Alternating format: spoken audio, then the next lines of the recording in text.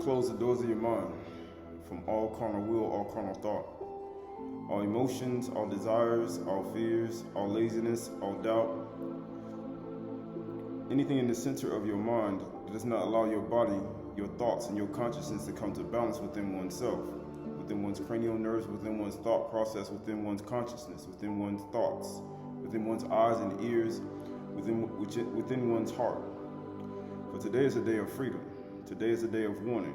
Today is the day that Yahuwah has given to us as a gift.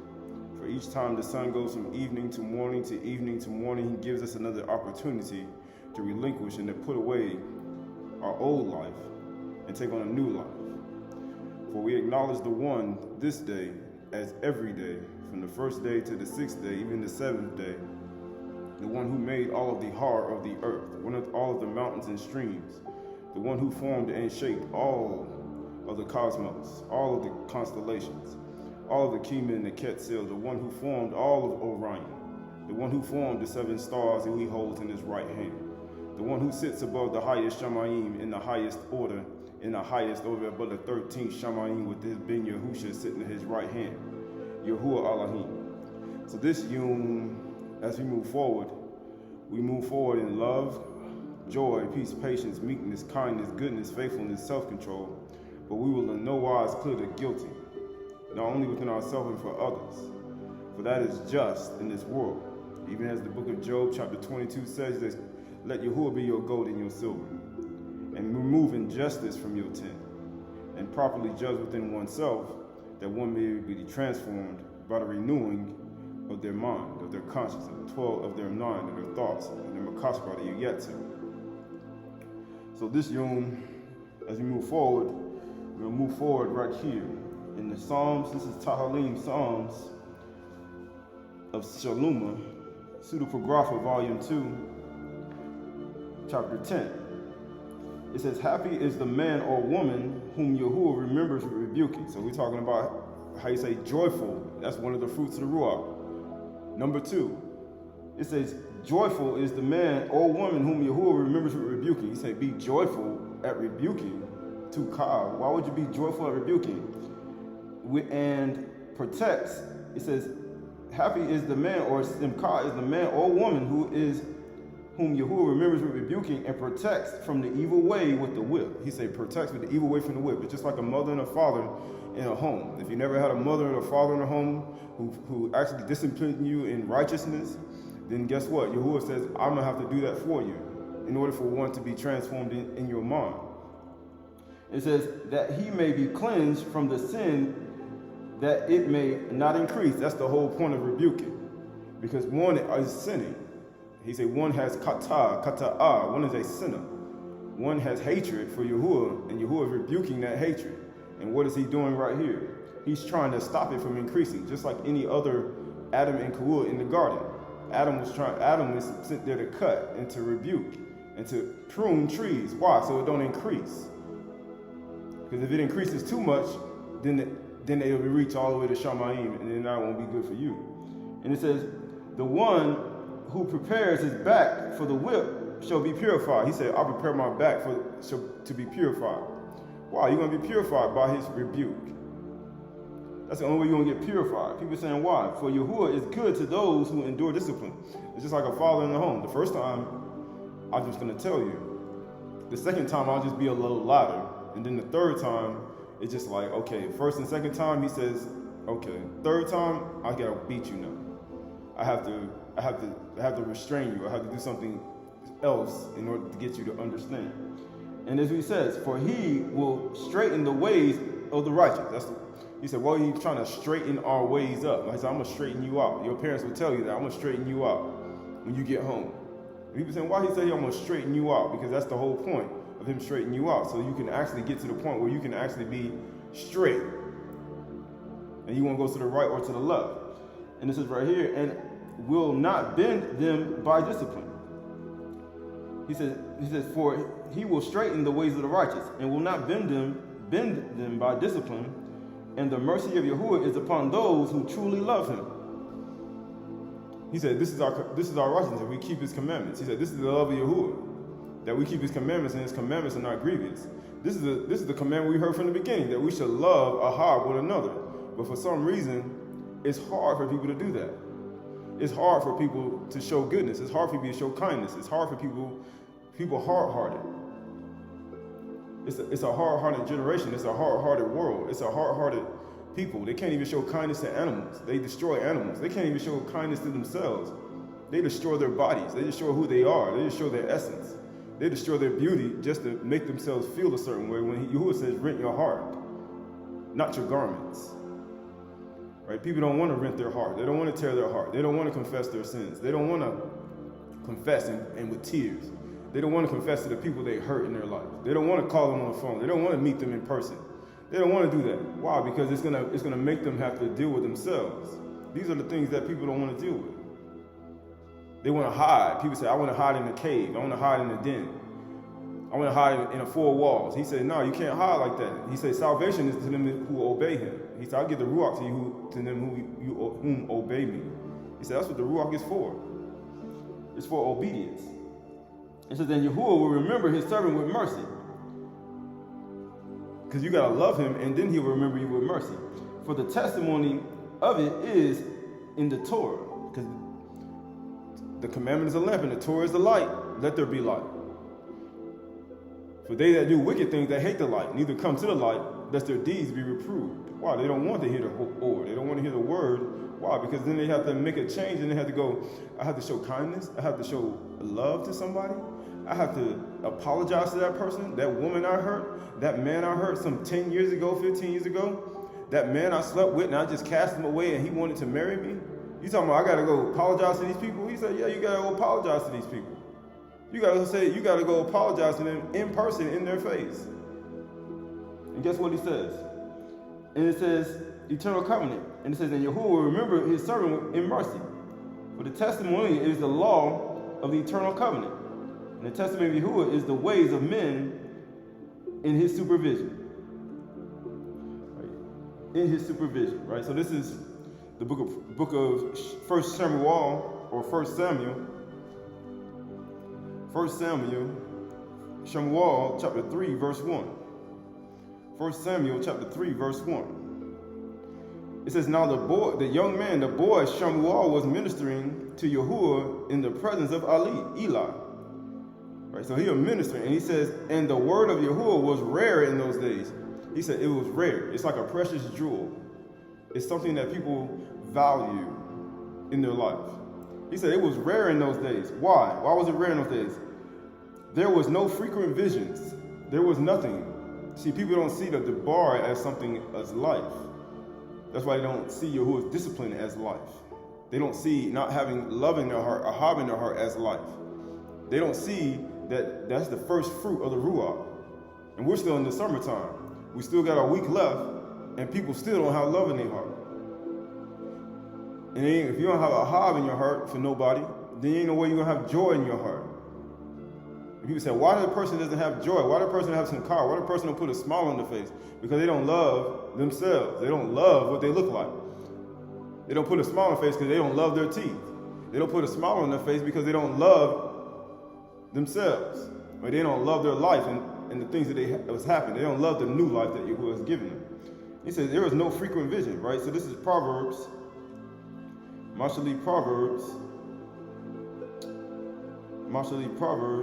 chapter 1. Proverbs chapter 1, verse 1. It says, Proverbs verse 1. It says, the Proverbs of Shalomah, the son of Daud, Malak of Yasharal, king of Yasharal, to know wisdom and instruction, to understand words of insight, to receive instructions in wise dealings, in righteousness, right? Because this is our righteousness. Righteousness is righteous forever, and his Torah is the truth. Justice and equity, to give prudence to the simple, knowledge and discretion to the youth. Let the wise hear and increase learning, because wisdom, wise men and women hear and they increase in knowledge and understanding. Fools despise wisdom and nurture. They despise information. They despise it in their heart. Why? Because just like he said, no, he said everybody who does wicked things hates the light. They despise it and they run away from it. And it says right here, let the wise hear and increase learning, and those who understand obtain guidance. He said, let them who understand obtain guidance. People say, I want guidance for their life. Guidance is in the Torah. Guidance is in the Torah. And it says to understand the proverb and the saying, the word of the wise and the riddles. The fear of Yahuwah is the beginning of knowledge, of da'at. He said, why I don't have any knowledge? Why can't I comprehend? Why can't I remember all of the information? Why can't I go back and understand it without going to look at a YouTube video? Why can't I do that? Why can't I just hear the word and just know it? Because you don't have no fear of Yahuwah. That's the only reason. That's why you can't remember. That's why you can't remember anything that's been said. That's why you can't remember anything that's been spoken. That's why it's hard to comprehend it. Because when you fear Yahuwah and you love him with all your heart and you don't despise his discipline, it's real easy when your father and mother disciplines you. In the highest Shamayim, it says, fools despise wisdom and instructions. That's what they do.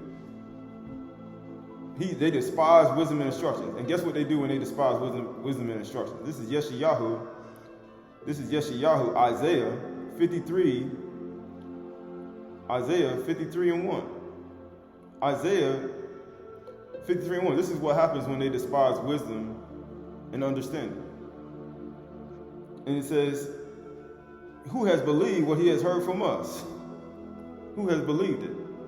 Because that's the only way you're going to have love in your heart. You gotta believe. And to whom will the arm of Yahuwah be revealed? For he grew up before him like a plant, just like a plant on the third day of creation.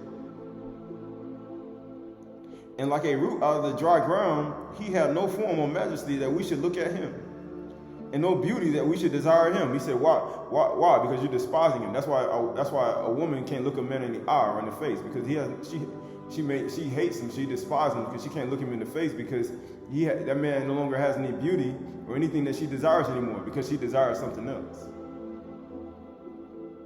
That's the only reason that person can't look you in the eye. They can't look you in the face. It says right here, it says should desire him. He was despised. That's what happens when you despise wisdom and knowledge.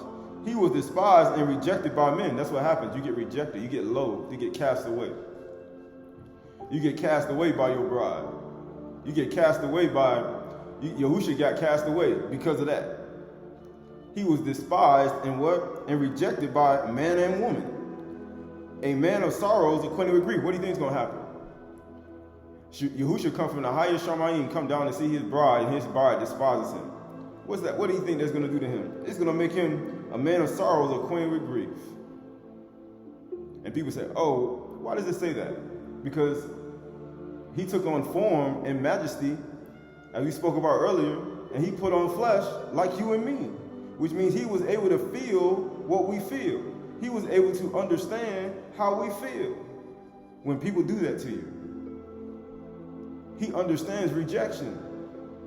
He understands how it hurts and it makes somebody, a man, sorrowful and acquainted with grief. He understood it. He was able to feel that in the earth. He was able to feel it.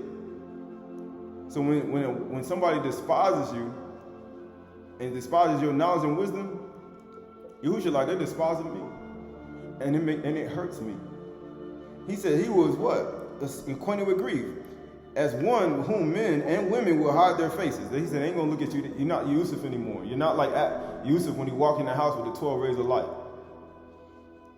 You're no longer that person anymore in their eyes. They see you as they despise you. They despise what you say. And this is what it says: as one with whom many will hide their faces from. He was despised, and we esteemed him not. His wisdom and nurture. He said, despise wisdom and nurture. He said, they are fools. Fools despise wisdom and knowledge because they don't have no fear in their heart. He said, surely he has borne our griefs and carried our sorrows. How are he going to carry our sorrows? Because he can feel what we feel. He can feel the hurt and the pain and the things that we feel on the inside. He can feel it when somebody has a broken heart. He can understand it when somebody has never been loved in their life. He can understand it. he can understand it. Yet we esteemed him stricken, smitten of Yahuwah, and afflicted. But he was pierced for our transgressions, and he was crushed for our iniquities. That's what's going to happen to you. When somebody despises your wisdom and nurture, that's when somebody despises you and breaks your heart, this is what they're going to do to you. They're going to crush you. They're going to pierce you through with their words. They're going to say many things against you. Why? Upon him was the chastisement that brought us peace. He said, upon him it brought us peace. Because you ain't going to have no peace with no sorrows and grief. You're not going to have no shalom within yourself. Why? Because the only way you're going to do that, in the midst of all of that, in the midst of not being loved, in the midst of your name being blasphemed everywhere, in the midst of your people ruin your reputation, in the midst of all of that, he says, I'll give you peace. I'll give you shalom. And with his wounds, we are healed. We are healed. Right? He said, how we are healed? He said, we are healed. We are healed. We are healed. So this is the book of, where are we going to? This is the book of, this is the book of,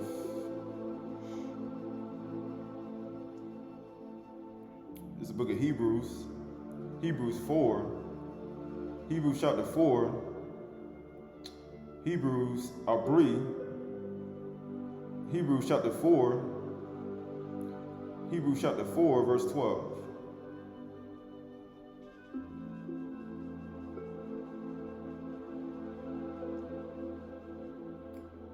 Hebrews chapter 4, verse 12. For the word of Yahuwah is living and active.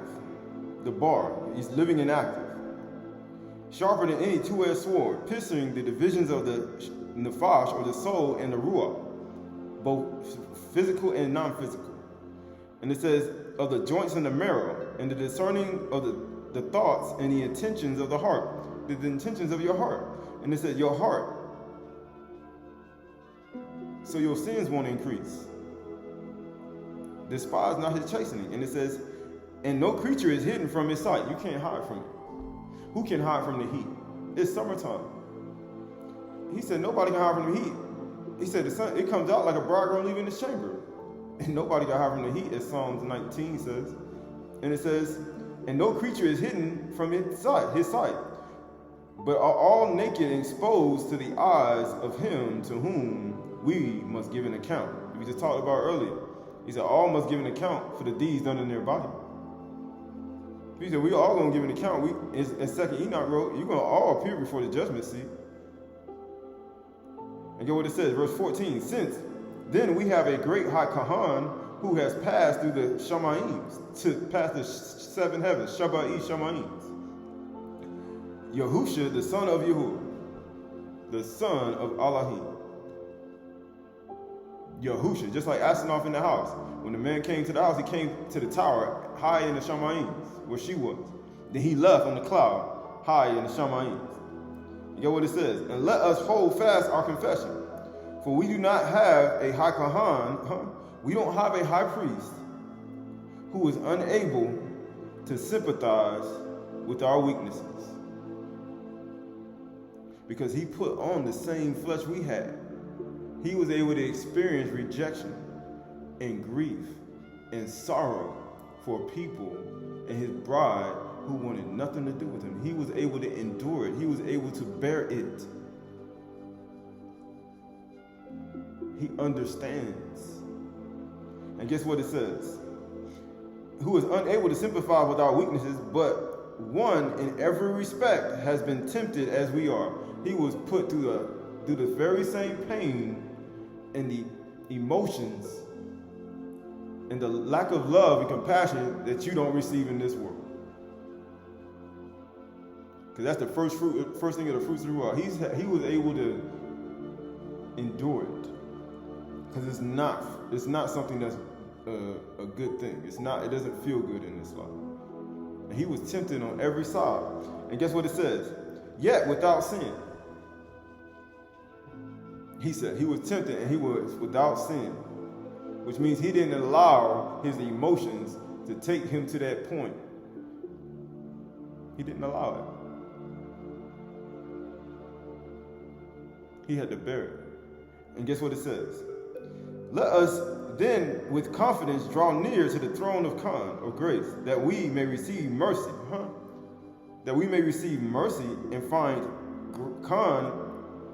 to help in the time of need. That we may receive mercy. Let's back to Proverbs chapter 1. Back to Proverbs chapter 1.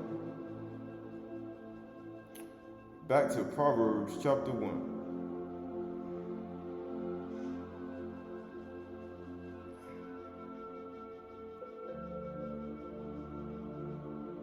Actually, going back to pseudepigraphic Psalms of Solomon. Psalms of Solomon chapter 10. And it says, verse 3 says, for he will straighten the ways of the righteous, and will not bend them by discipline. And the mercy of Yahuwah is upon those who truly love him,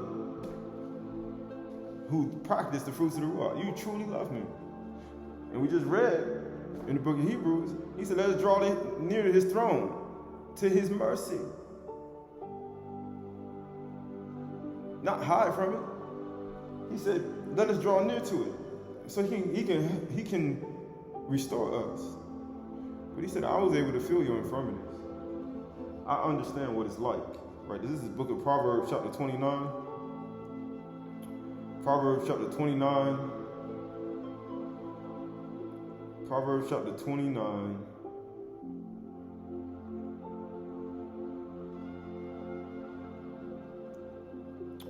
Proverbs chapter 29.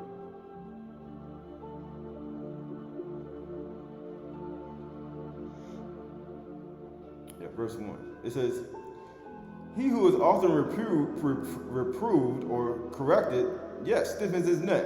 He said, why is Yahuwah correcting a person who got a stiff neck? So sins won't increase. Will suddenly be broken with beyond healing. He said, how are you going to get healed? You're going to be purified. You keep stiffening your neck. And he said, you will never be healed. And people say, I want to be healed. When the righteous increase, the people rejoice. But when the wicked rule, the people groan. That's what happens when the wickedness rule your mind. But when righteous rule your mind, then guess what? You got joy. He who loves wisdom makes his father glad. But a companion of prostitutes squanders his wealth. Why? Because you're going to spend all your money trying to impress them. And guess what? They don't care nothing about you. Only thing they care about is your money. They don't care nothing about you. That's what happens. You waste all your goods and all your wealth on a prostitute, on somebody who doesn't care nothing about you but your money. Right?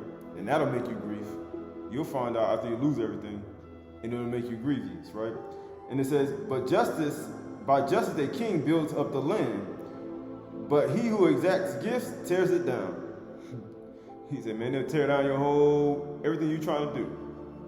But here's what it says. A man who flatters his neighbor spreads a net for his feet. An evil man is ensnared in transgressions, but a righteous man sings and rejoices. He said, why would a righteous man sing and rejoices? Because that's what they're supposed to do. They say a man ain't supposed to sing. That's what a righteous man does.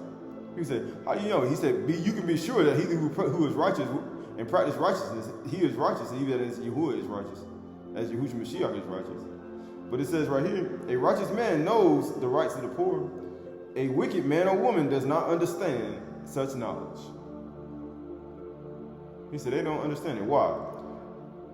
Scoffers set a city aflame, but the wise turneth away wrath. Why? Because scoffers going to tear down everything you have. They're going to burn everything down. That's the whole point. They mouth that. They talk back. But guess what happens? It says if the wise man has an argument with a fool, the fool only rages and laughs. That's all they're going to do. And there is no quiet. Why? Because they're not gonna actually sit down and be quietly listen to you. That's what's gonna happen. They're not gonna quietly listen to you. That's why. You know what they're gonna do? They're gonna rage and laugh so they don't have to hear what you have to say.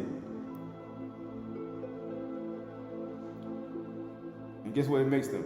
Bloodthirsty men and women hate one who is blameless. Why? Because this person is trying to communicate, and you're laughing and raging, which means that person is blameless and trying to stay blameless. But the individual will not sit down and be quiet and listen. And guess what it says? And seek the life of the upright. Right? He said, bloodthirsty men hate the one who is blameless. That's what they do. That's why they rage and laugh. And seek the life of the upright. That's what happens. Right, going over verse 16. It says, when the wicked increase, transgressions increase. Why do you think Yahuwah despised? He said, my son, my daughter, do not despise Yahuwah's discipline. Why? Because in Psalm Shalom, he said, so your sins don't increase. But the righteous will look upon their downfall, because your downfall is coming. People think, oh, everything's gonna work out. No, your downfall is coming. You get what it says? Discipline your son or daughter, and he will give you rest. Despise not Yahuwah's discipline. And he will delight your heart. Where there is no prophetic vision, because you know the word of Yahuwah was precious in those days. It ain't precious today though. It ain't precious to men or women or children. Nobody cares about anything anymore but themselves and their own gain. It says right here, where there is no prophetic vision, the people cast off restraint. But Barak is he who keeps the Torah. He said, who keeps the Torah? By mere words, a servant is not disciplined. You can say as many words as you want. He said, that servant, that men servant, that maid, that woman servant, that man servant, they're not going to be reproved. He said, by mere words, a servant is not disciplined. They're not going to be disciplined by mere words. What's going to happen? For though he or she, they understand what you're saying, he will not respond. They're not going to respond to anything you say. Any message you send. Any email you send. Any text you send. Any YouTube video you make. Any letter you write.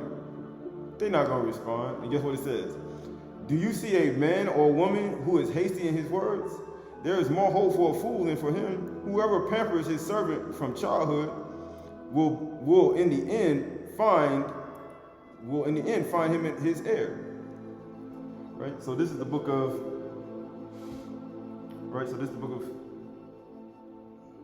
Obadiah,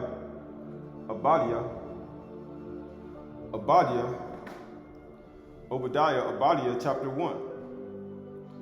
Obadiah chapter 1. Obadiah chapter 1, verse 3. And it says right here, the pride of your heart has deceived you. And people saying, well, your heart. Yahushua said, take heed to yourself that no man, woman, or child deceive you. And guess what he said? If you don't be a hearer of the word, you're a hearer of the word and not a doer, you are deceiving your own self. He said, the pride of your heart has deceived you. He said, why is it deceiving you? Why? You will live in the clefts of the rock, in the lofty dwellings, who say in your heart, who will bring me down to the ground? Why do you think they told Yahushua on the totality? He said, if you be the son of Yahuwah, come down from the cross, you who dwell in the clefts of the rocks, and we will believe in you.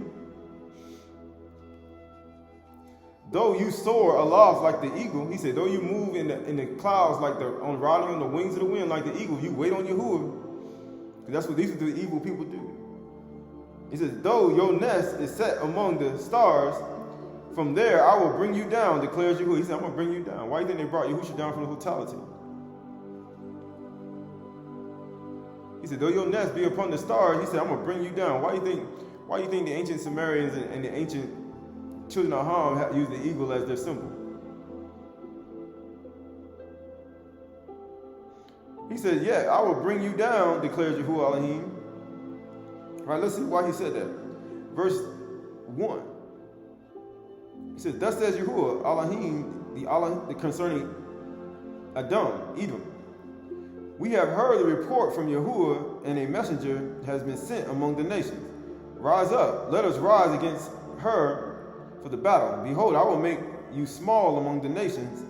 You shall he said, you shall be utterly despised. I'm sorry. But guess why he said he's going to be despised? Because Yahushua was despised and rejected by men. We esteemed him not. He was stricken and smitten of you, a man of sorrows, acquainted with grief. Acquainted with grief. And we as one, men or women, hid them faces from. He had nothing that we did desire him, and he was sorrowful for it. Because they despise wisdom and knowledge. And that's what they do today.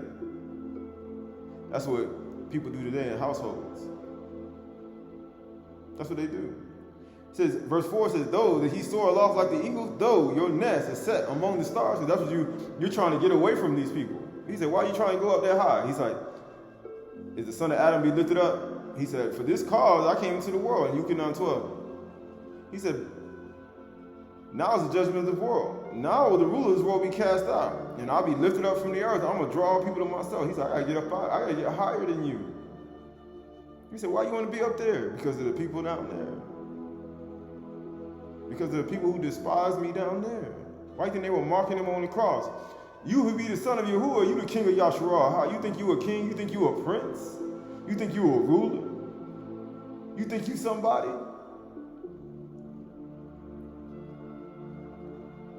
Because that's what people do. It's a natural reaction. When you declare yourself to be who you are. It's a natural reaction. The world will never receive a man, especially a brown black man, telling himself that he a Elohim, he a God, and he filled with the Ruach Hadash, and he a ruler, and he the judge of the earth. Why would a person love you? His skin was as burnished as brass. Why would a person love you on earth? They didn't love him when he said that. He was despised and rejected. Why would somebody love you?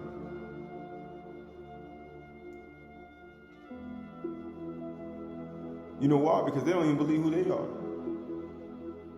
Because Yahushua said in Yukinah 10, is it not written in your Torah, I said, you are Elohim? That's the only reason. Because they don't even believe who they are.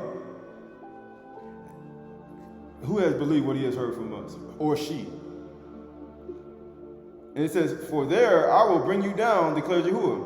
If the thieves came to you, if plunderers came by night, how you have been destroyed, would they not steal only enough for themselves? If the grape gatherers came to you, would they not leave gleanings? How Asu have been pillaged and his treasures sought out.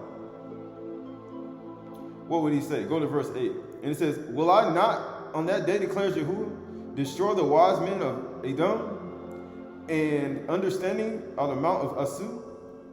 And your mighty men shall be dismayed, O Teman, so that every man from Mount Asu will be cut off from the slaughter.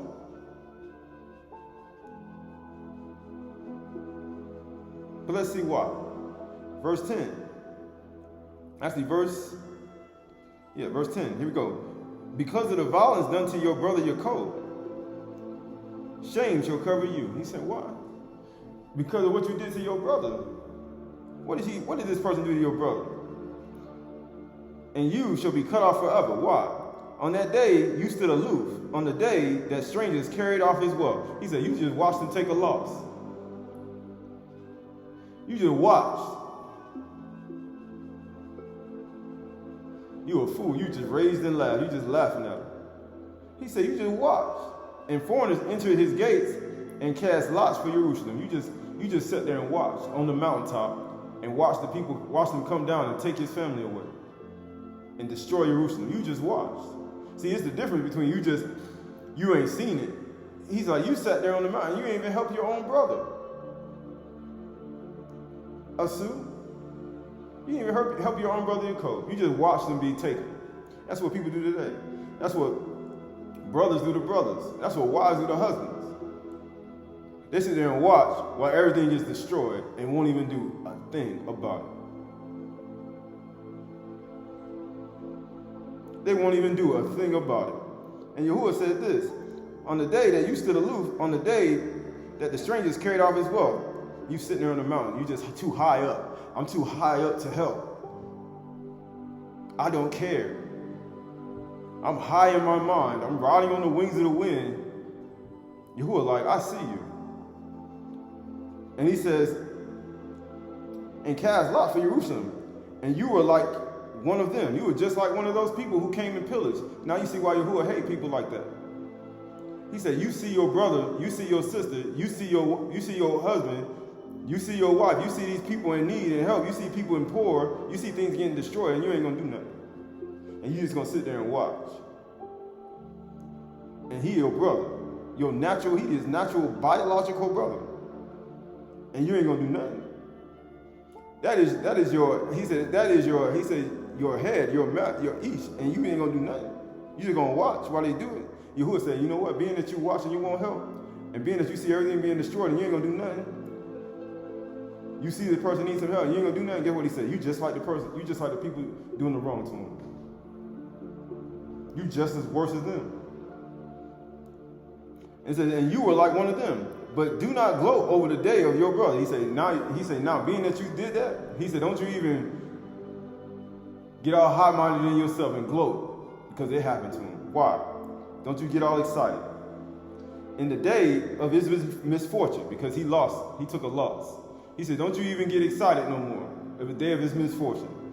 Do not rejoice over the people of Yehudah in the day of their ruin. He said, don't even rejoice with the people of Yehudah in the day of their ruin. He said, I don't believe I'm a Yahudi. I don't believe I'm a Elohim. I don't believe this. And you see the day of their ruin. You see all the things coming to ruin and you don't do nothing. And guess what happened?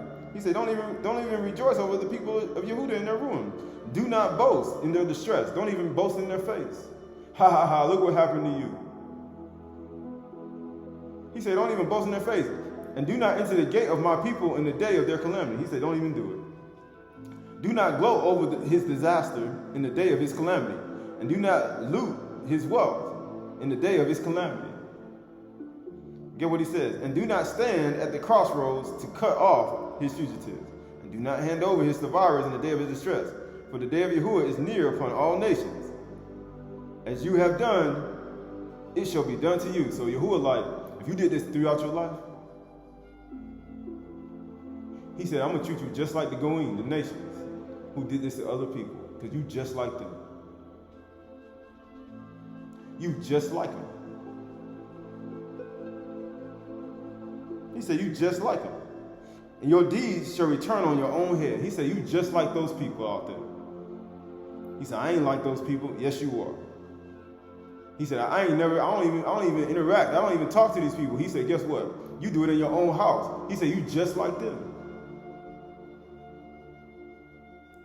And get what he says, for as you have drunk of Makudash mountain, he said, you drunk of the water that came from the mountain, the parched place, as rain and snow come down from Shemayim, so did the Barbie that goes out of my mouth.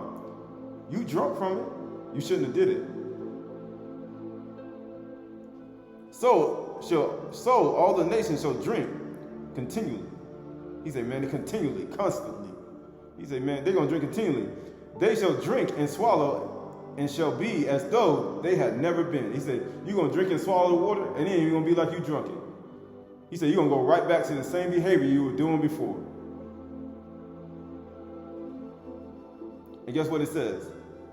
But in Mount Sion there shall be those who escape, and it shall be Kudash. He said, but in the mind of the Mount people of Sion, he said, they're going to escape. And the house of Yaakov shall possess their possessions. And the house of Yaakov shall be a fire. He said, they're going to be a what? They're going to be a fire. And the house of Yusuf, a flame. They're going to be what? Fire and flames. And guess what? And the house of Esau, stubble. And they shall burn them and consume them. Why do you think they're going to burn them and consume them in what?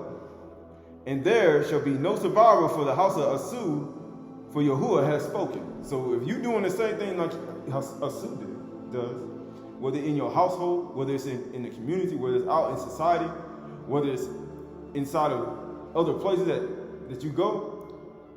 He said, guess what? You just like them. And Yahuwah says, the house of Yaakov shall be fire, and the house of Yusuf a flame. This is the book of Jeremiah 23 and 1. Actually, the book of Jeremiah,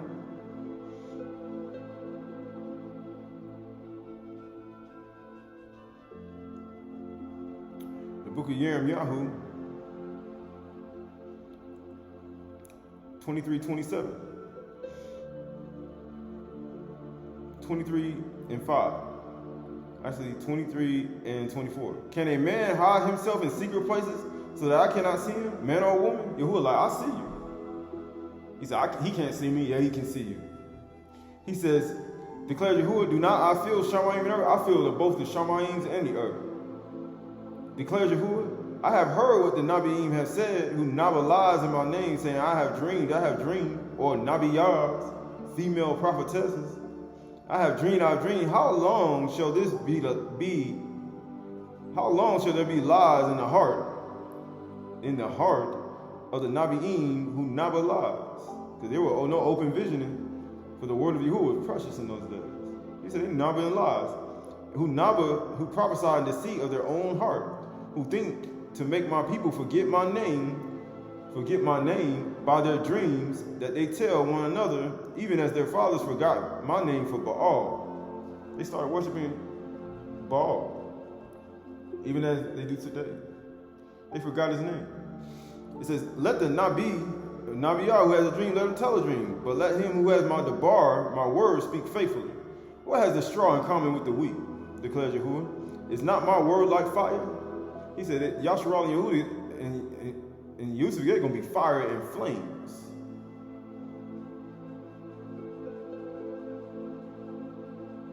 He said they're going to be fire and flames. They're going to have the bar, the word in their mouth, declares Yahuwah. And like a hammer that breaks the rocks into pieces, I'm going to break away your stony hearts. Asu, who watched, you pride. He said that your pride, you will ride on the wings of it like the eagle on the mountain. You pride, you just prideful, just like Asu. You prideful in your heart, just like Asu. You too high in the mind, and he said, I'm too high-minded. I'm a high-up person. I'm a high-up ruler. I ain't finna go down and apologize to no peasant, to no brother. I'm too high for that. They did me wrong. I'm too high up. I'm a ruler. I'm a high-up pastor. I'm a high-up ruler. I'm a high-up person. I'm high in my mind. I fast 8 times a day. I pray every hour. I'm not doing that for you. Exactly. You up there. Yahuwah like, I'm going to bring you down to the ground. You can say, you got to be on a literal amount. You could be just in your mind. Just be high-minded. He said, I'm going to bring you down. I ain't got to apologize to those people I lied to. Sure you don't. You get what he says? I am against the prophet Nabiim who declares Yahuwah, who steal my words from one another. Why? Therefore, behold, I am against the Nabiim, declares Yahuwah, who steal my words from one another. Behold, I am against the Nabiim, declares Yahuwah, who use their tongues and declares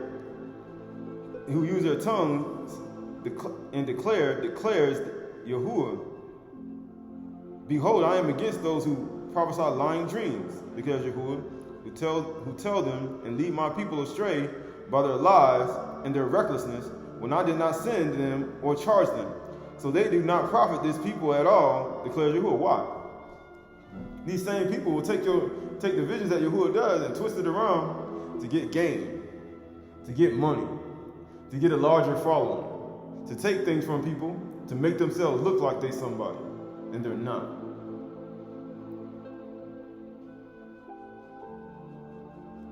It says, guess what it says?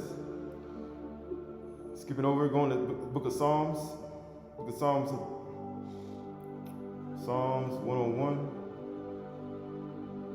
Psalms 101.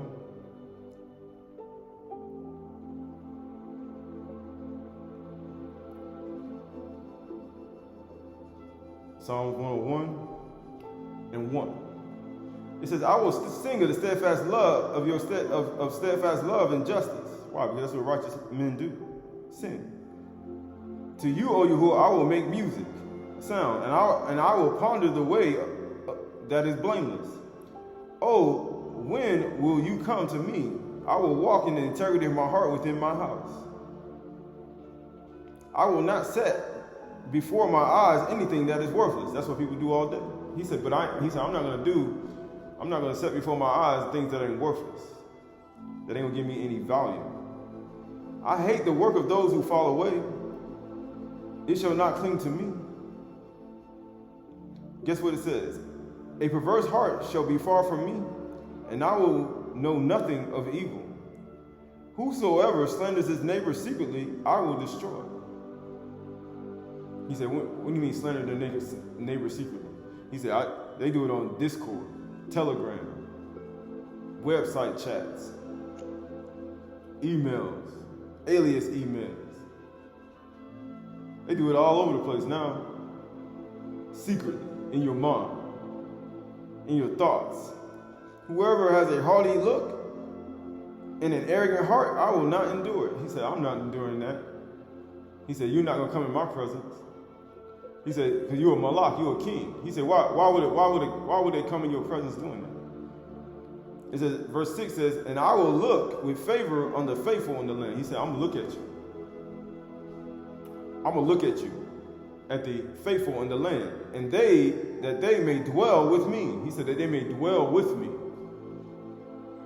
And he who walks in the way that is blameless shall minister to me. He said, walks in the way that is blameless. He said, that right. He said, what do you mean the way that is blameless? The one who practices deceit, shall dwell. No one who practices deceit shall dwell in my house.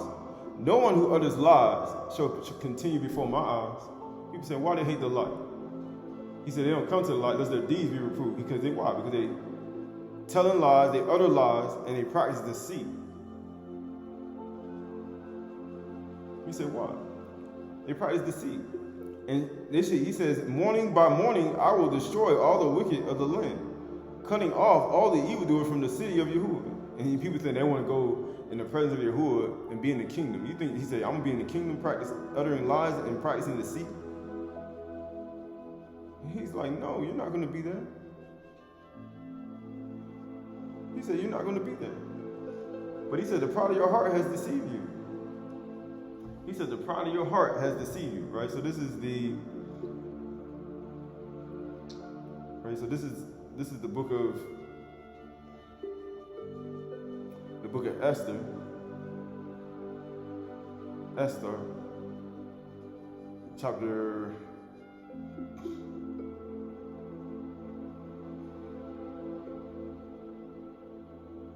the book of Esther, chapter 4. Book of Esther, chapter 4, verse 20.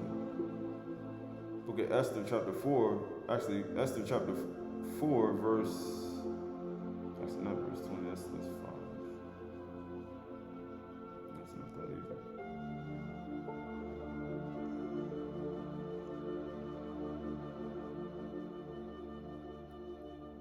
Yeah, so this is Esther, chapter 4, actually, Esther, chapter 5, start at verse 1.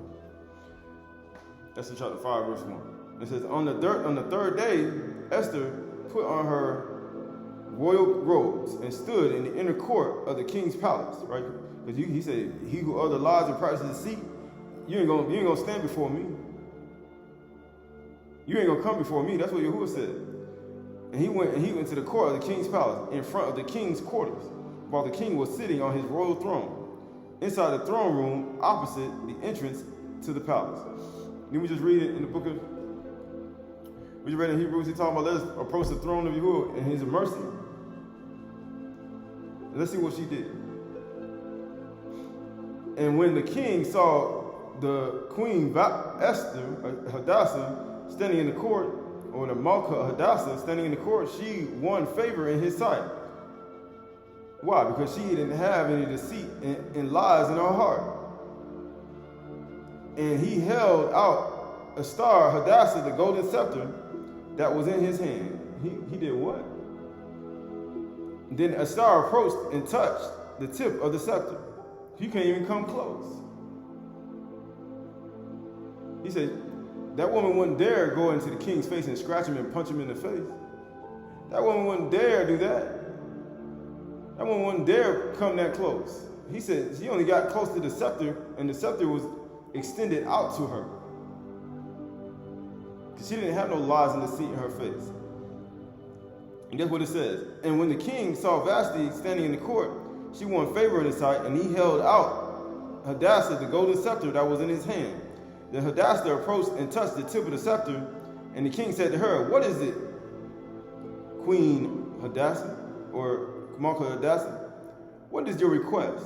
And it shall be given you, even to the half of my kingdom."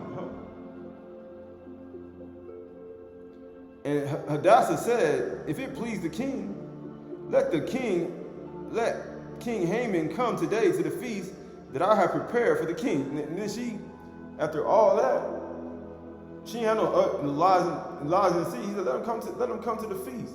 She gonna be a servant. And get what it says. Then the king said, "Bring Haman quickly, so that we may do as Hadassah has asked." So the king and Haman came to the feast that Hadassah had prepared. And they were drinking wine after the feast, and the king said to Hadassah, What is your wish? It shall be granted you. What is your request? Even to the half of my kingdom, it shall be fulfilled. Then Hadassah answered, "My wish and my request is, if I found favor in your sight, and if it please the king to grant my wish to fulfill my request, let the king Haman come to the feast, and I will prepare for them, and tomorrow, and I will do as the king has said." He said, "Let them come." All this. And verse 9 says, "And Haman went out that day joyful and glad of heart. But when Haman saw Mordecai in the king's gate, that he neither rose nor trembled before him, he was filled with wrath against Mordecai. Nevertheless, Haman restrained himself and went home and sent and brought his friends and his wife Zeresh. And Haman recounted to them the splendor of his riches and the numbers of his sons, and all the proclamations which the king had honored him, and he had advanced him above the officials and the servants of the king. Then Haman said, even Hadassah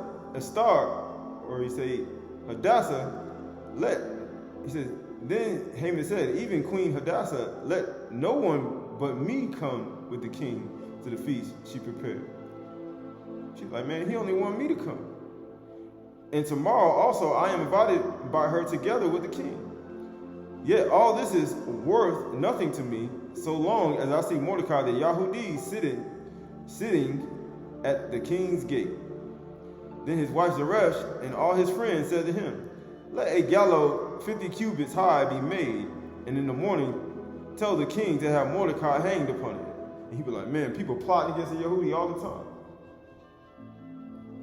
They're always plotting schemes. The same way they plot schemes in your own.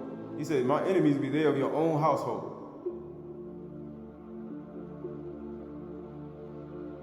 They be of your own household. Why do you think they were plotting against Yahushua the whole time he was there? Huguenot 7, they tried to arrest him and put him to death. He escaped out of their presence. They always plot. And get what it says. Then go joyfully with the king to the feast. He said, hang him on there. The idea pleased Haman, and he had the gallows made. And he started making it because he got money. He got a whole bunch of wealth. He got a whole bunch of sons. He got a whole bunch of things you see. And he must be correct. But it says right here, verse 6 says, and on the night, it's verse 6, chapter 6 says, and on that night, the king could not sleep. And he gave orders to bring the book of the memorial of the deeds of the Chronicles, and they were read before the king. And it was found written, Mordecai had told about Bigana and Teresh, two of the king's eunuchs, who guarded the threshold, and who sought to lay hands on the king Ahasuerus. And the king said, what honor or distinction has been bestowed upon Mordecai for this? For he stopped an assassination attempt on the ruler. He stopped an assassination attempt because he told what they were getting ready to do. He wasn't like Esau. He ain't stand on the mountain and let it happen. He went and told what they were getting ready to do. He didn't watch while it happened. He said, so now you see why all this guilt gonna be on people? You sitting here watching everything that's happening and you ain't doing a thing about it. Knowing things getting ready to happen and you ain't gonna do nothing about it. You ain't gonna say nothing. This is why Yahuwah gonna charge you with the same thing they do. And guess what happens? And he bestowed upon Mordecai for this. And the king's young men who attended him said, nothing has been done for him. And the king said, who is in the court? Now Haman had just entered the outer court of the king's palace to speak to the king about having Mordecai hanged in the gallows that he had prepared for him. He was like, he getting ready to kill the man. He said, man, y'all know what y'all doing. You know what these people doing. You know people doing evil. He said, I know they doing it to him, but I ain't gonna say nothing about it. I ain't gonna do nothing about it, though. I know they plotting against him, and I ain't gonna do nothing about it. I know they spying on him, but I ain't gonna do nothing about it. I know who they are, and you ain't gonna do nothing about it. You're just gonna enjoy it. And you're gonna sit there and watch too with them. He said, you just like them. You just like them. You gonna mock just like them? You gonna laugh just like them? You gonna sit there and watch something, see something wrong, and you ain't gonna say nothing? He said, you just like the people who watch and laugh before. You just like them. He said, who said you my enemy? And get what he says. And get what it says. And you know that sometimes Yahuwah had the smallest thing happen just to show you who the enemy are. And people say, why would Yahuwah do that? He said, you see how they see that little small thing wrong and they won't say nothing, and they just sit there and laugh at you. And they just let it happen. And they'll have everybody mock you and they gonna do nothing. He said, that's exactly what Asu did to your code. And you know what? People who do that, they just like them. And I'm gonna treat them just like the nations. And people say, I want to keep playing with Yahuwah. He said, okay. And he says, and the king said, who is in the court? Now Haman had just entered the outer court of the king's palace to speak to the king about having Mordecai hanged in the gallows that he had prepared for him. And that's what people do today. They be plotting it, and then they have things prepared for you. And then guess what happens? And the king's young man told him, Haman is there, standing in the court. And the king said, let him come in. So Haman came in, and the king said to him, what should be done to the man whom the king delights to honor? Haman thought he was going to come in with his killing machine. But the king posed a question to him. He said, your plot's going to eventually come down with something good. Because people be plotting good for you, evil right there, but good right there. And guess what happened? He says, and the king said to him, what should be done to the man whom the king delights to honor? And Haman said to himself, whom would the king delight to honor more than me? And Haman said to the king, for the man whom the king delights to honor, let royal robes be brought, which the king has worn, and the horse that the king has ridden, and on whose head a royal crown is set. And let the robes and the horses be handed over to one of the king's most noble officials. And let them dress the man whom the king delights to honor. And let them lead him on the horse through the square of the city, proclaiming before him, thus shall it be done to the man whom the king delights to honor. Then the king said to Haman, hurry, take the robes and the horse as you have said, and do so to Mordecai the Yahudi, who is sitting in the king's gate. The very same person that you do wrong and the person you plotting against is the very same person Yahuwah gonna Barak. the very person that you plotting against, that you spying on and conspiring against, is the very same person that Yahuwah is going to barak. Because the only reason people doing it is because of barak is on your way. Because a blessing, a barak is on your way. And guess what happens? So Haman took, and it says, hurry and put on him the Yehudi who sits in the king's gate. Leave out nothing that you have mentioned. And he be thinking like you were arrogant and talking what he should do, and you thought it was yourself. You thought it was you, huh? He said, you thought it was you. He says, so Haman took the robes and the horse, and he dressed Mordecai and led him through the square of the city, proclaiming before him, thus it shall be done to the man whom the king delights to honor. The very same people, or person, or conspirators who plot against you will be the same people leading you through the square and you being barak. And they have to, with their own voice, acknowledge who you are.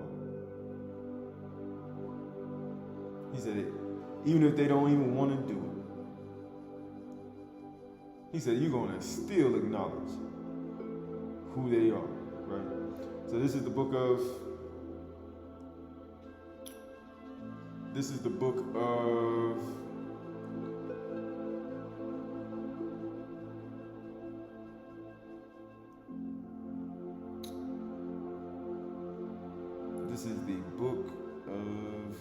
so we're approaching harvest time, and this is the book of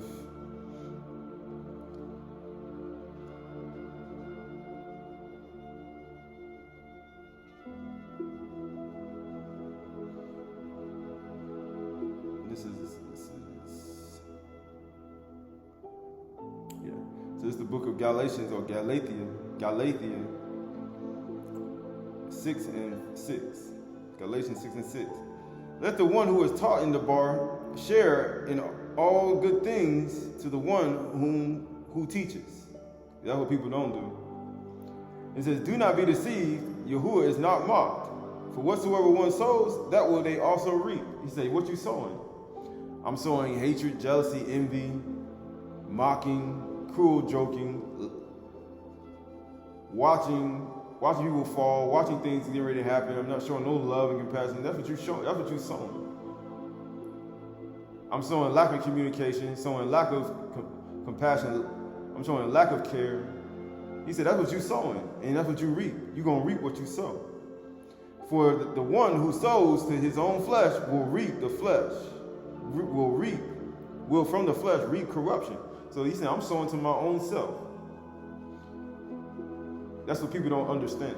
When a farmer shows seed into the ground in a bed, he's sowing it outside of himself into somebody else, to another bed, so it may grow up. The same thing when it comes to a man who gets a woman pregnant. He's sowing seed in somebody, not to himself. He's sowing that he may reap into somebody else. So if you don't show any type of kindness or love to anybody, if you didn't have it at the first and you still don't have it, then guess what happens? You sowing, you reaping what you sow. I don't show any love and compassion. I don't show any care. I laugh and mock when bad things happen at individuals. I don't care about that person. Then guess what happens? You're gonna reap what you sow. You say, why? Because that's what you sow. You reap what you sow.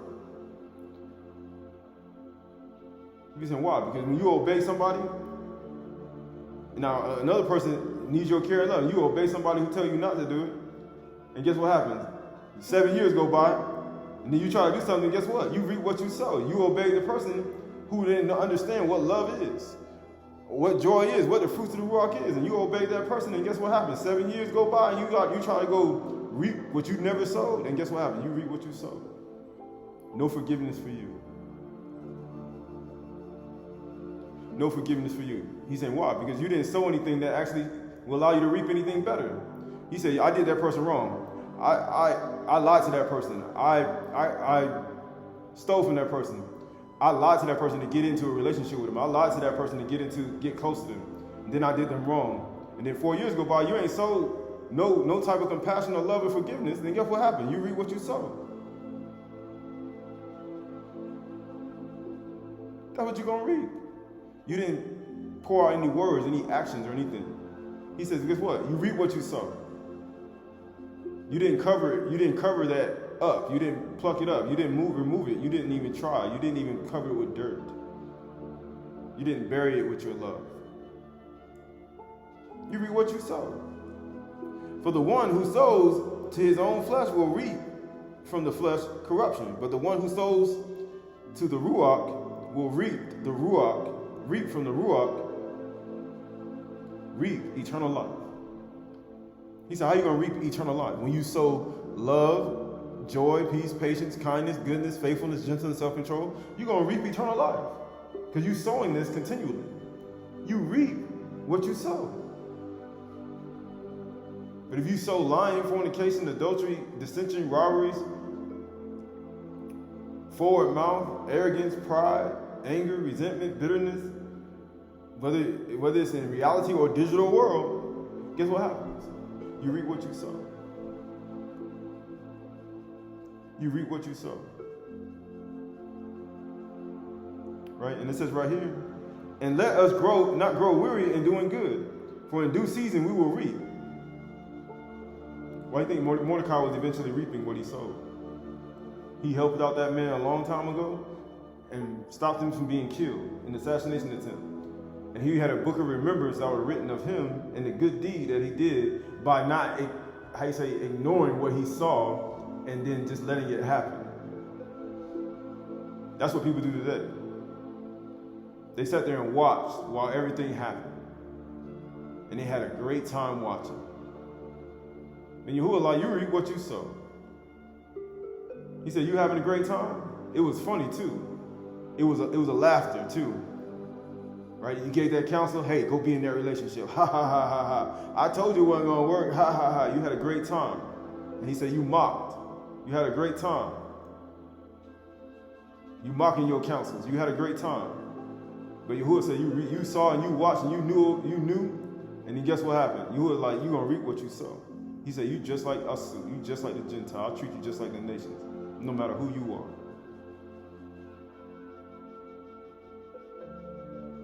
He said, you reap what you sow. You sat there and watched that person like that. And you saw them acquainted with grief and sorrow and you ain't did nothing, and you sit there and watch them. He said, you reap what you sow. You reap what you sow.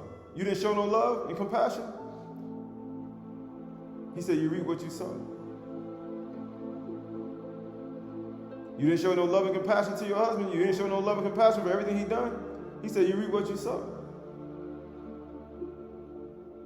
You hated your wife in your heart. You hated her in your heart. Guess what? You reap what you sow.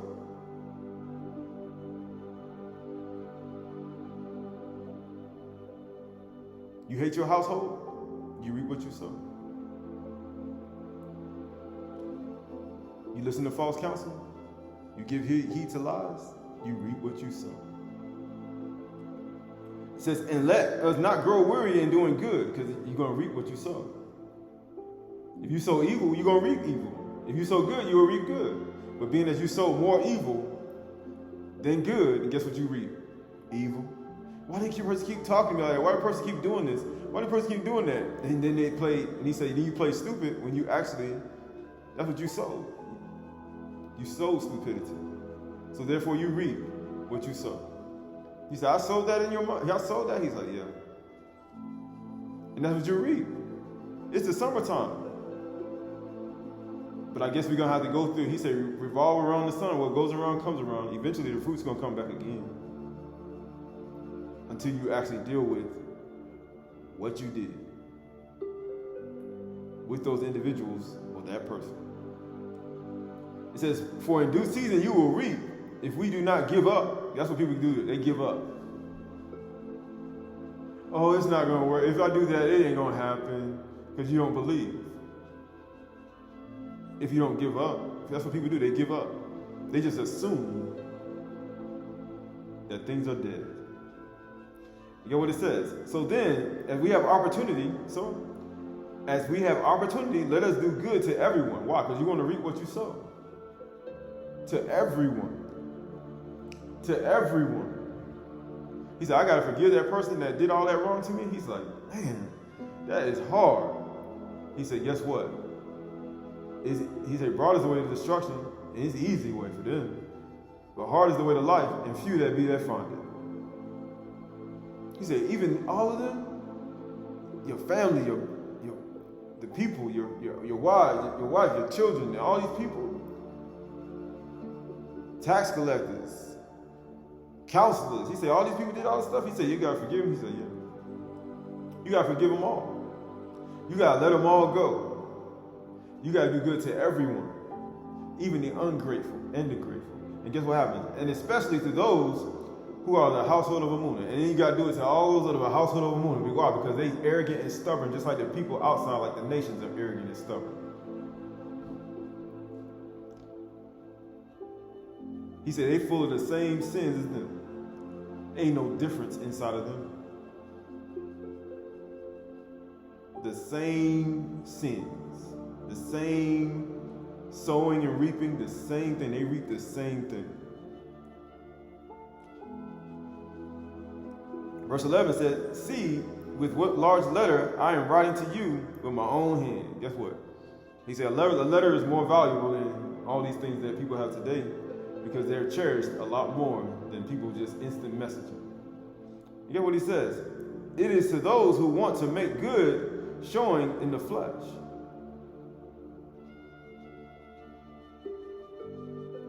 Who would force you in, it says in this, but I'm going to skip that. But you see all of that. But it says, why would you, he said, why would Mordecai do all of that? And why would Hadassah do all of that? Because they were sowing, they only did what was good in the side of Yahuwah. They only did what was good in the side of Yahuwah. For they had to do it. Right? So this is the book of Psalms. Actually, Yeshayahu 45 and 1. Actually, Yeshayahu, or I say Ecclesiastes Qahalath. Ecclesiastes Qahalath 3 and 1. It says, for everything there is a season and a time for every matter under the Shamayim. And just see today, this is the ending part of summertime, Kuyas. You know what it says? A time to be born and a time to die. A time to plant and a time to pluck up what is planted. A time to kill and a time to heal.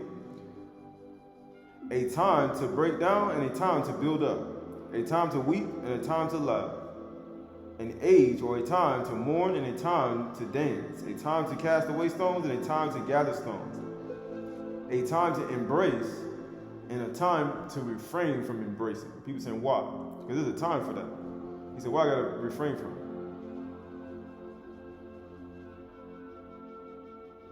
Because you reap what you sow. And there's a time for everything in the Shamayim. You reap what you sow. And it says, verse 6 says, a time to seek and a time to lose. You reap what you sow. A time to keep and a time to cast away. You reap what you sow. A time to tear and a time to sow. A time to keep silence and a time to speak. You reap what you sow. And guess what it says? A time to love and a time to hate. You reap what you sow. A time for war and a time for peace. You reap what you sow. He said, you reap what you sow. You reap what you sow. Right, so this is the book of, this is Aydah Shaloma, Odes of Solomon, Odes of Solomon,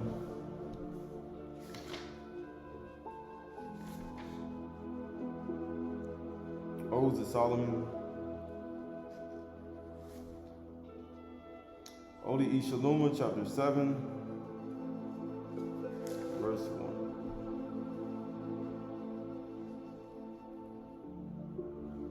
It says, as in the course of anger over wickedness, so is the course of joy over the beloved. He said joy. He said, what's that? The fruits of the Ruach. He said, so is joy. That's anger over wickedness, right? The same way. Anger over wickedness. He said, a person is wicked in their mind, they got anger. This is hid from you. And it says, so is the course of joy over the beloved. And what is all that joy does? And brings in its fruits unhindered. That's what joy does. Kindness, say love, joy, peace, patience, kindness, goodness, faithfulness, gentleness, and self-control. That's what joy does. It brings in the very fruits that you need. Unhindered. When he said you're trying to bring in fruits of joy and somebody just angry and wicked, and you trying to make a song of joy, it ain't gonna wait no word. You're gonna be able to get a song of joy with Simcha. He said, man, I got writer's block. Because he said, why? Because this person around me just full of anger and wickedness. Why? Just hatred. He's like, why? You know what it says? That's why. And it says, verse 3 says, my joy is in Yahuwah, and my course is toward him. He said, that's why he said, I'm going to look to the hill. I'm going to look to the Shamayim where my help comes from, to the hills. He said, my help comes from Yahuwah.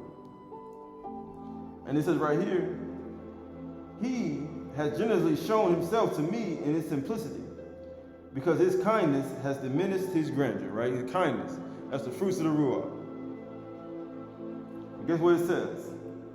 He became like me that I might receive him. He put on the same flesh, and he felt the pain and the suffering of being rejected, a man of sorrows, of pain and grief. He understood what a broken heart feels like, and a broken heart don't feel good. He said, why he's so empathetic? He said, I come to heal the broken heart.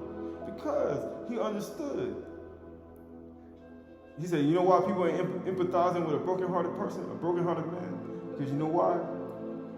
Because they ain't never felt what it felt like. They were the person dishing out the broken hearts to the person. They're the person who were breaking the hearts of people. That's why they can't feel it. They ain't trying to heal no broken hearts. They trying to break people's hearts. That's why they can't feel your infirmities of your broken heart. Because they themselves are the heartbreaker. You say, man, that's the heartbreaker. She break your heart. She ain't gonna feel your broken heart. Because her heart, she's a heartbreaker. He said, a person with a history of that, I assure you, they will despise you, and you'll be acquainted with grief. A man or a woman of sorrows.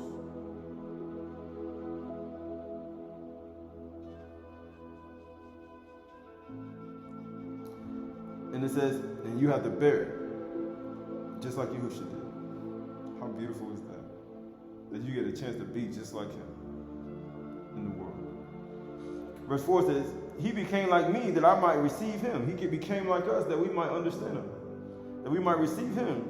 In the form he was considered like me, that I might put him on, that I might put on him. I have to put him on to have he said, how are you able to have a joy and love even after women have broken your heart all your life? He said, how are you able to do that? I commend you on it. He's like, how am I able to do it? He said, this is why. In the form he was considered like me, that I might put him on. He said, all that immersion in Yahushua have put him on. He said, how are you able to do that? I don't know. I'll be able to do that. I know. Verse 5 says, and I trembled now, not when I saw him, because he was gracious to me. He said, don't be frightened. Be of good courage, and don't be frightened. Meditate on the Debar human night, and you'll have great success, and you will push forward. For day to day, he pours out his speech, and night to night, he reveals his knowledge. And what we in right now, this is nighttime. This is nighttime.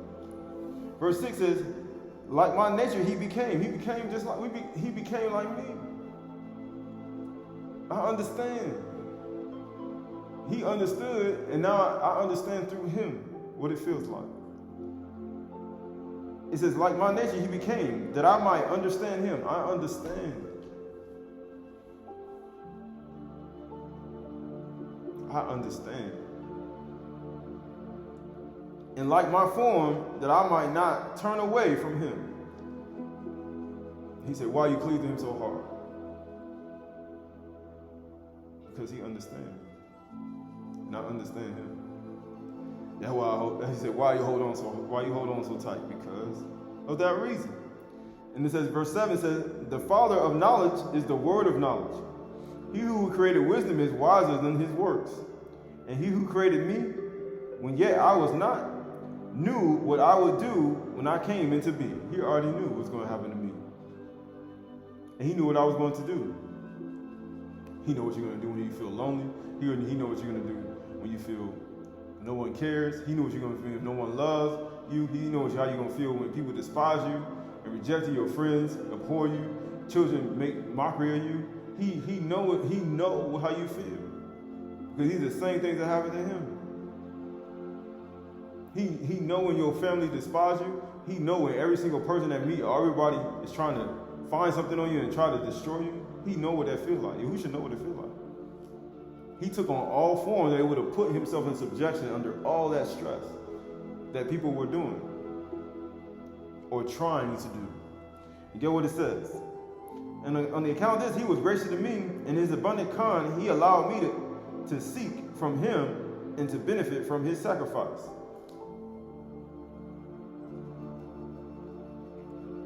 Let's read that. He was saying, wow.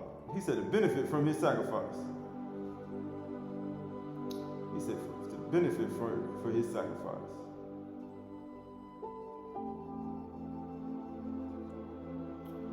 To benefit from his sacrifice.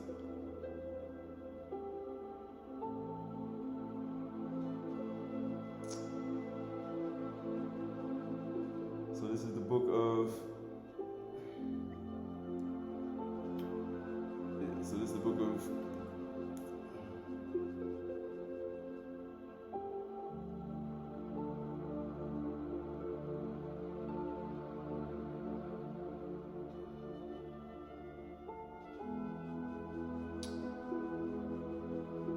so this is the book of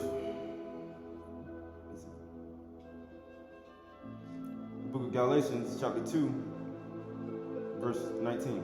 For through the law I died to the law, so that I might live to Elohim. I have been crucified with Mashiach. It is no longer I who live, but Mashiach who lives in me. And the life that I now live in the flesh, I live by Amunah in the Son of Yahuwah, who loved me and gave himself for me. I do not nullify the kind of Elohim, for if righteousness were through the law, the Turah, then Mashiach died for no purpose. He had no reason to. What they thought was going to give them life didn't bring them life, it brought death. Because they couldn't keep it. They couldn't do it. They had no faith. They couldn't believe on it. Why? Because they couldn't do it. Even after the first time they made the vow and the covenant, they couldn't do it. Why? Because it was just their own selves. They were reaping what they sowed. They sowed the seeds and then they reaped. They sowed the seeds and then they reaped. So this is the book of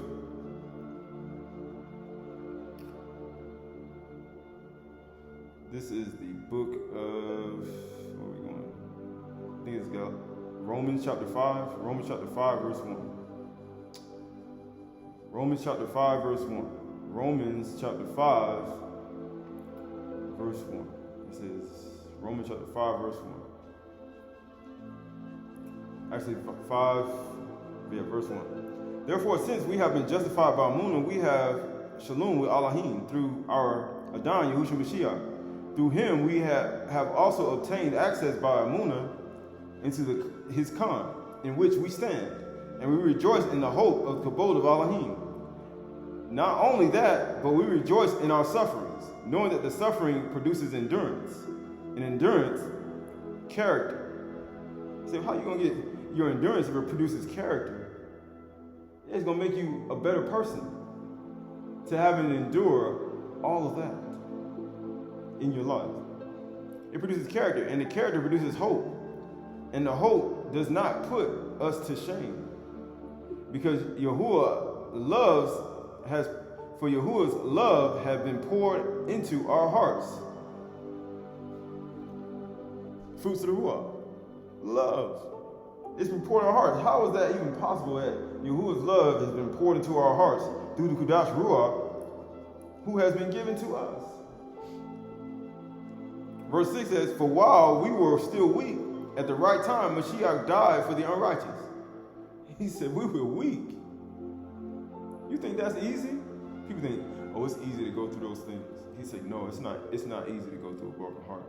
It's not easy to go through people plotting against you, and you know about it. It's not easy to go through people spying on you, and you know about it.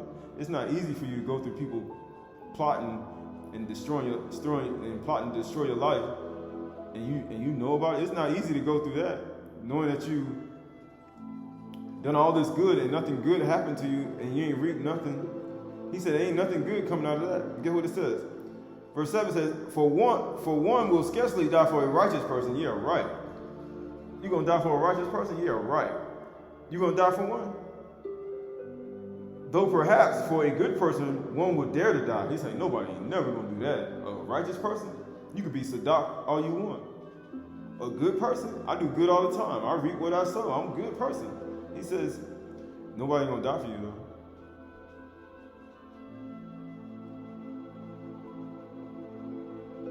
Nobody gonna die for you.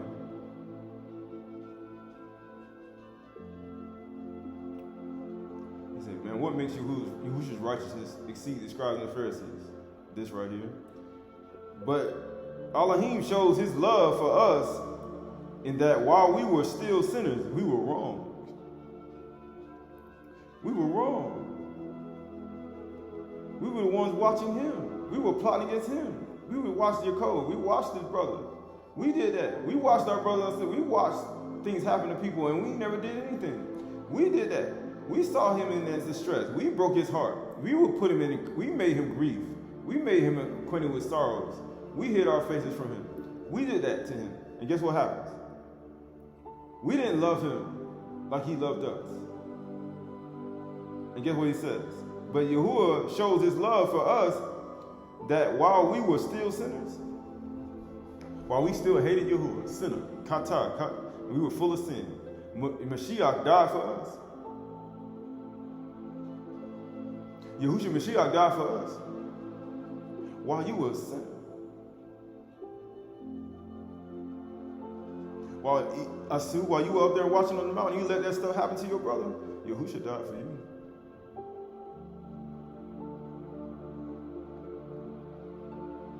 Haman, while you were building your guillotine and all things that killed Mordecai and to destroy him, he said, Mashiach died for you.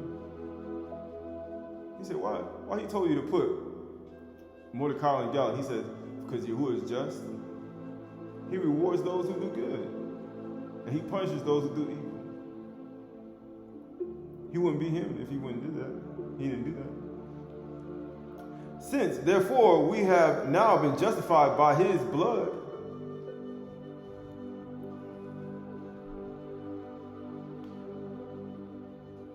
much more shall we be saved by him from the wrath of Yahuwah.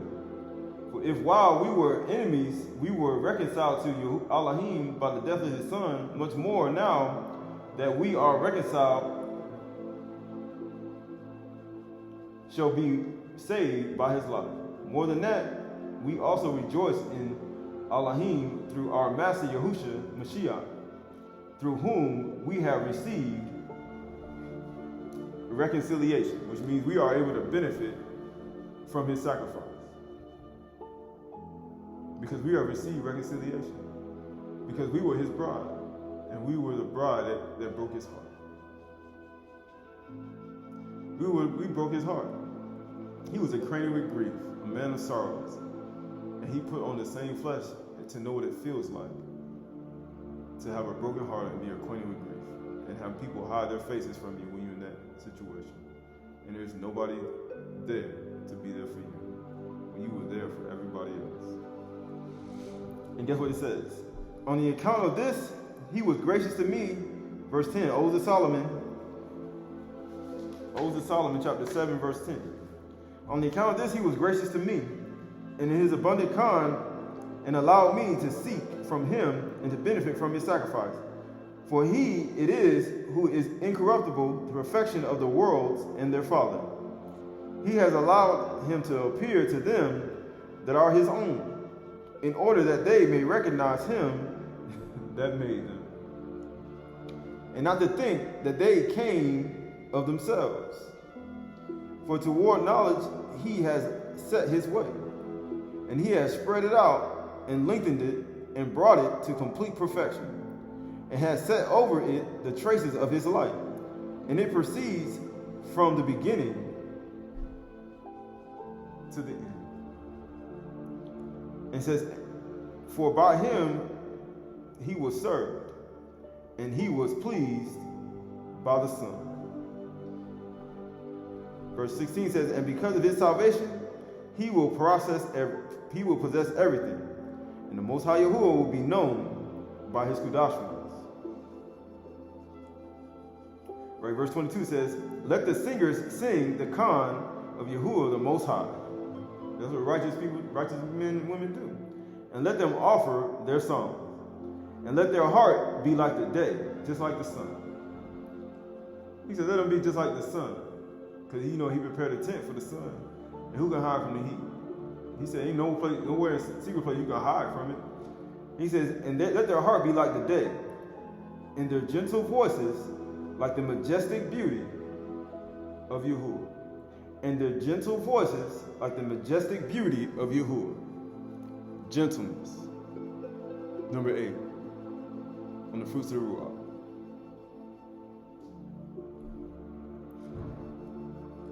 Verse 24, and let there be none of any persons that is without knowledge or voice. For he gave a mouth to his creation. Why he give a mouth? To open the voice of the mouth toward him. To do what? And to praise him. That's why he gave you a mouth. People say, I don't want to say anything. I don't want to sing. I don't want to do anything. He said, I gave you a mouth. He said, why can't you sing a song about me? If you don't have no joy, then sorrow and grief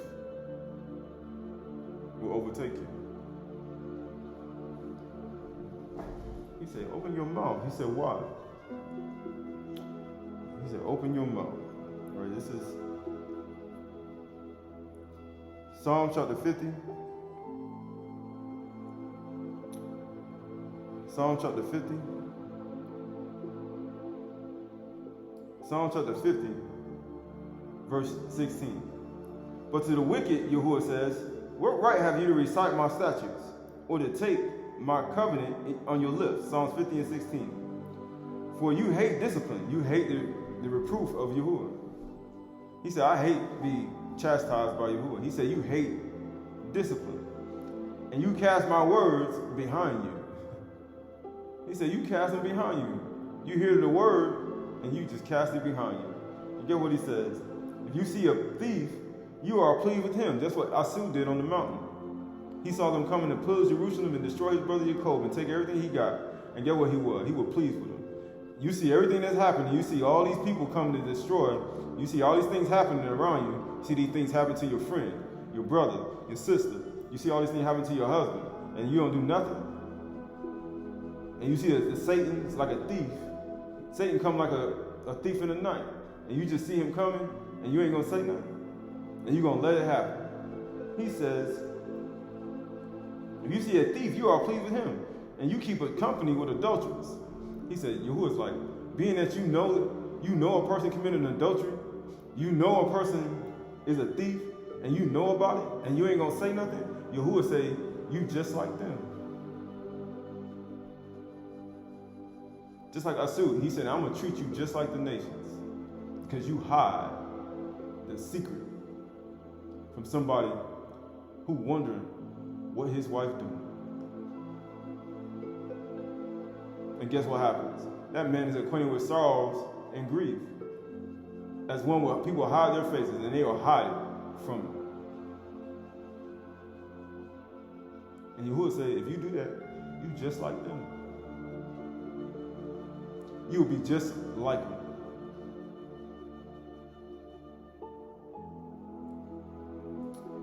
And he said, you do that. Guess what it says? Verse 19. You give your mouth free rein for evil, and your tongue frame deceit. And he said, anybody who uttered deceit and utter lies, he said, they ain't never gonna come to my presence. Why do you think Hadassah was able to get the things she wanted? And she needed for her people. And why do you think Mordecai was able to get the honor that Haman thought was his?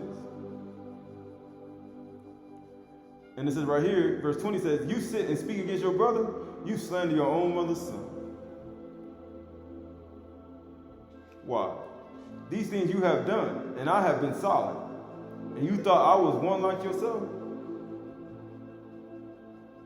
He says, but now I rebuke you and lay charge before you.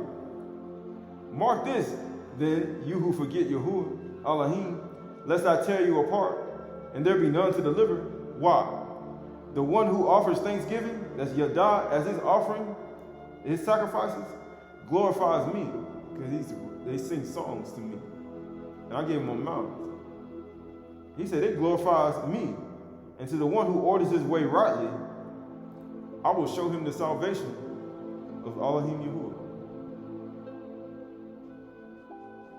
He said, I'll show him the salvation of Yahuwah. Yahushua Mashiach. Yahuwah's salvation. He said, I'll show him the salvation of Yahuwah. Right? So this is the last thing. The last thing right here.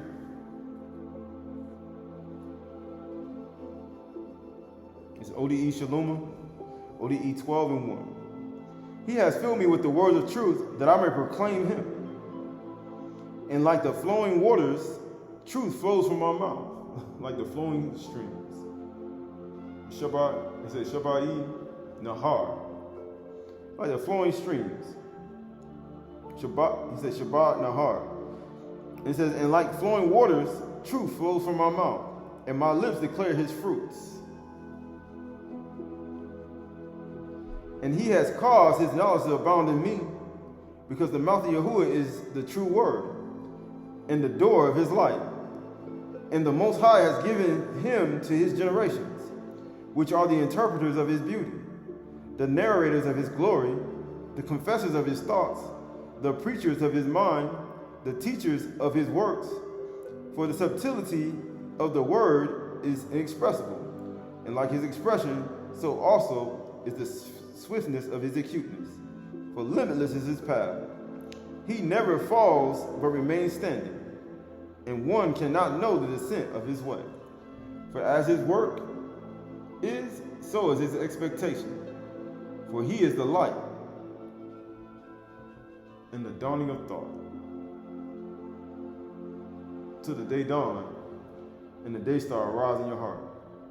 And to him the generations spoke to one another, and those that were silent acquired speech, because he gave a mouth to his creation, that it may abode him.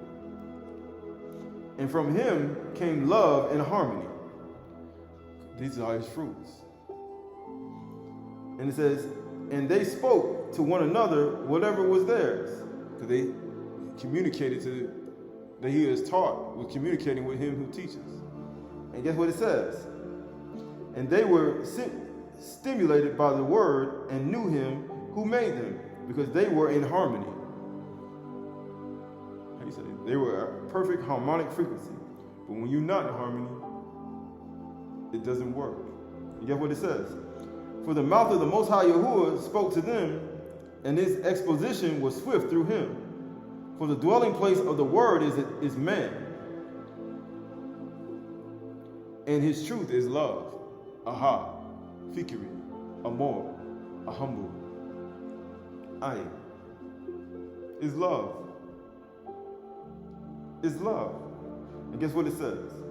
Barak are they who by means of him have recognized everything. He said, do you recognize? Because he put on the same flesh you have. And he was able to feel your infirmities and everything you feel. And then he says, and have known Yahuwah in his truth. He said, you have known him in his truth. He said, you have known him in his truth.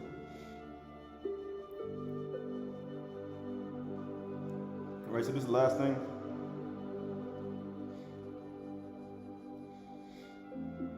This is the last thing. This is 1 Timothy 4. 1 Timothy 4. 1 Timothy 4 and 16. 1 Timothy 4:16.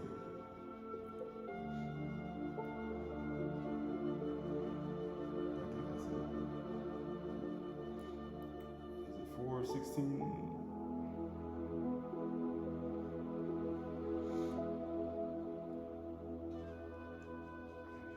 Yeah, 1 Timothy 4:16. Yes, paper. 1 Timothy 4:16 or 4:15.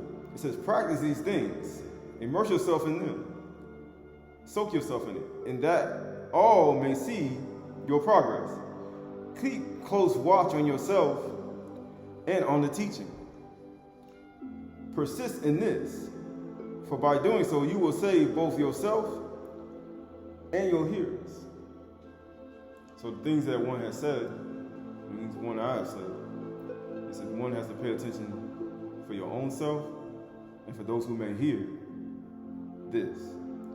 When we look at ourselves and we look at our inner man and we look at our inner being and we take inventory of our life and we look at the things that we have done in our life and we start to pay attention to ourselves and to save ourselves, but also to those who hear.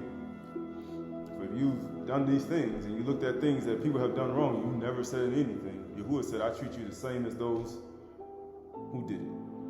For we look at ourselves and we look at our inner being and we look at our inner thoughts and we look at Yahuwah's understanding.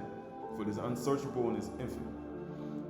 We pay attention to the things of ourselves and what we hear.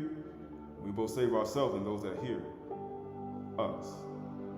For we know in part, and we know in part. So when that which is perfect is come, those things that are in part will be done away.